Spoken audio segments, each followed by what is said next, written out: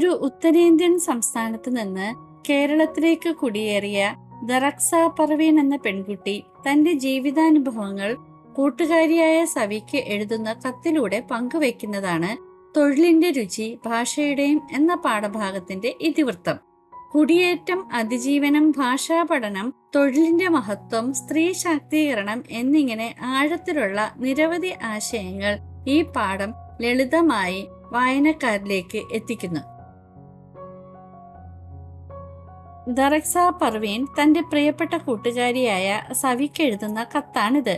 വല്ലപ്പോഴാണെങ്കിലും സവിയുടെ കത്തുകൾ തനിക്ക് എന്നും ആവേശമാണെന്നും പഴയ സ്കൂൾ കാലം ഓർത്ത് സന്തോഷവും സങ്കടവും വരുമെന്നും ദറക്സ പറയുന്നു. കേരളത്തിൽ നിന്ന് പോയെങ്കിലും സവി മലയാളം മറന്നില്ലല്ലോ എന്നതിൽ അവൾ സന്തോഷിക്കുന്നു.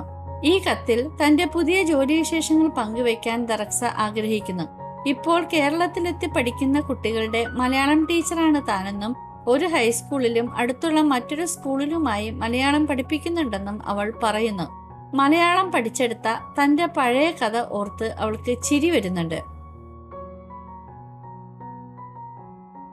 താൻ 5ാം ക്ലാസ്സിൽ സ്കൂളിൽ വന്ന ദിവസമാണ് ദറക്സ ഓർക്കുന്നത്.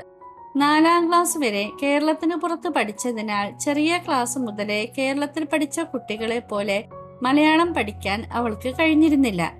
മലയാളി കുട്ടികൾ കലപില സംസാരിക്കുന്നത് കേട്ട് താൻ കണ്ണുമിഴിച്ചിരുന്നെന്നും അവരെ പോലെ മലയാളം സംസാരിക്കാൻ വലിയ കൊതിയുണ്ടായിരുന്നു എന്നും അവൾ ഓർക്കുന്നു. മറനാട്ടിൽ നിന്ന് വന്ന കുട്ടികളെ മലയാളം പഠിപ്പിക്കാൻ തുടങ്ങിയ ഒരു പദ്ധതിയാണ് തനിക്ക് വലിയ സഹായമായതെന്ന് അവൾ പറയുന്നു. മലയാളം പഠിക്കാനും ഇഷ്ടപ്പെടാനും തന്നെ പ്രേരിപ്പിച്ചത് മലയാളം ക്ലാസ്സുകളും കൂട്ടുകാരുമാണ്. 7ാം ക്ലാസ് കഴിഞ്ഞപ്പോൾ സവി സ്കൂൾ വിട്ടുപോയത് തനിക്ക് സങ്കടമായ കാര്യവും ദറക്സ ഓർക്കുന്നു. ദറക്സയുടെ ക്ലാസ്സിലെ കുട്ടികൾക്ക് ചിത്രം വരയ്ക്കാനും മോഡലുകൾ ഉണ്ടാക്കാനും പലതരം നിർമ്മാണ പ്രവർത്തനങ്ങളിൽ ഏർപ്പെടാനും ഇഷ്ടമായിരുന്നു. അവർ വരച്ച ചിത്രങ്ങൾ ഉപയോഗിച്ച് ചിത്രകഥകൾ ഉണ്ടാക്കി. വർക്കിംഗ് മോഡലുകളും സ്റ്റിൽ മോഡലുകളും ഉണ്ടാക്കി അവയെക്കുറിച്ച് എഴുതി. വർക്ക് എക്സ്പീരിയൻസിൽ പല നിർമ്മാണ പ്രവർത്തനങ്ങൾ സ്വയം ചെയ്തു നോക്കി പരിശീലിച്ചു. തുണികൊണ്ട് കുപ്പായങ്ങൾ ഉണ്ടാക്കുന്നതിലായിരുന്നു ദറക്സയ്ക്ക് ഏറ്റവും താല്പര്യം. കൂടാതെ പലതരം പെയിന്റിംഗ് വർക്കുകളും എംബ്രോയിഡറിയും എല്ലാം അവൾ പഠിച്ചെടുത്തു. പ്രവൃത്തി പരിചയ മേളകളിൽ സ്കൂളിനു വേണ്ടി സമ്മാനങ്ങൾ നേടിയത് ഓർക്കുമ്പോൾ ഇപ്പോഴും സന്തോഷമുണ്ടെന്നും കുട്ടികളെ പരിശീലിപ്പിക്കുന്നതിൽ തനിക്ക് നല്ല ആവേശമായിരുന്നു എന്നും അവൾ കൂട്ടുകാരിയോട് പറയുന്നു. സ്കൂളിൽ വന്നിരുന്ന അതിഥികൾക്ക് ഉപഹാരമായി കൊടുത്തിരുന്നത് തങ്ങൾ നിർമ്മിച്ച കൗതുക വസ്തുക്കളായിരുന്നു. അതിൽ കൂടുതലും താൻ ഉണ്ടാക്കിയവയായിരുന്നു എന്നും ദറക്സ ഓർക്കുന്നു. 9ൽ പഠിക്കുമ്പോൾ തയ്യൽ പണിയിലുള്ള താല്പര്യം മനസ്സിലാക്കിയ ടീച്ചർ ഒരു തയ്യൽ മെഷീൻ വാങ്ങി തന്നതിന്റെ സന്തോഷം അവൾ പങ്കുവെക്കുന്നു. അന്നു മുതൽ പഴയ തുണികൾ വെട്ടിത്തുന്നിക്കൊണ്ട് താൻ തയ്യൽ പണിയിലേക്ക് ഇറങ്ങിയെന്നും ഒരു തൊഴിൽ ചെയ്താൽ വാപ്പച്ചിയെ സഹായിക്കാനാകുമെന്ന് തോന്നിയതും അപ്പോഴാണെന്ന് അവൾ പറയുന്നു. മറ്റു കുട്ടികളെ പോലെ +1 ചേർക്കാൻ വാപ്പച്ചിക്കും ഉമ്മയ്ക്കും ആഗ്രഹമുണ്ടായിരുന്നെങ്കിലും ഒരു തൊഴിൽ പരിശീലിക്കാനുള്ള തീരുമാനത്തിൽ താൻ ഉറച്ചുനിന്നു. അങ്ങനെയാണ് പോളിടെക്നിക്കിൽ ഫാഷൻ ഡിസൈനിങ് കോഴ്സിന് ചേർന്നതെന്നും അവൾ സവിയെ ഓർമ്മിപ്പിക്കുന്നു. ഫാഷൻ ഡിസൈനിങ്ങിൽ 1ാം സ്ഥാനം ലഭിച്ചപ്പോൾ ദറക്സയ്ക്ക് പിന്നെയും പഠിക്കാൻ കൊതിയായി. തുടർന്ന് +2 പോയ അവൾ ഇപ്പോൾ ഇന്ദിരാഗാന്ധി ഓപ്പൺ യൂണിവേഴ്സിറ്റിയിൽ ഡിഗ്രിക്ക് പഠിക്കുകയാണ്. ഫാഷൻ ഡിസൈനിങ് ജോലികൾക്ക് പറ്റുന്ന പുതിയൊരു തയ്യൽ മെഷീൻ കൂടി ടീച്ചർ വാങ്ങിത്തന്നെന്നും അവൾ പറയുന്നു. ഇപ്പോൾ സ്കൂൾ യൂണിഫോം തയ്ക്കലും പുതിയ ഫാഷനുകളിലുള്ള ഡ്രസ്സുകൾ ഡിസൈൻ ചെയ്തുണ്ടാക്കലുമൊക്കെയായി ധാരാളം ജോലിയുണ്ട്.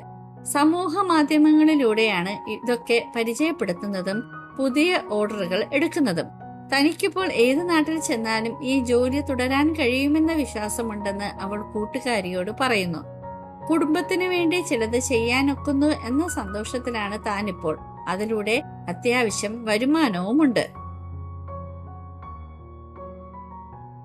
വാടകയുൾപ്പെടെ വീട്ടു ചെലവുകൾക്കും അനിയന്മാരുടെ പഠനത്തിനും തന്റെ വരുമാനം പ്രയോജനപ്പെടുന്നു എന്നത് വലിയ സന്തോഷമാണെന്ന് ദറക്സ പറയുന്നു. പെൺകുട്ടി എന്ന നിലയിൽ വീട്ടിലൊതുങ്ങി കഴിയുന്നതല്ല സുഖവും സന്തോഷവും എന്നാണ് അവളുടെ പക്ഷം.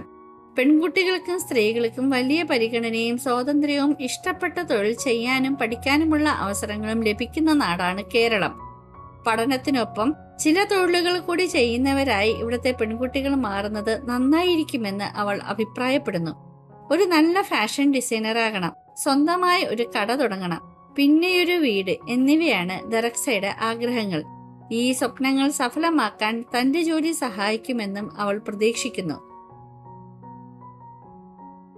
ഒടുവിൽ എഴുതി ഇതൊരു നീണ്ട കത്തായി മാറിയെന്ന് പറഞ്ഞുകൊണ്ട് ദറക്സ കത്ത് അവസാനിപ്പിക്കുന്നു.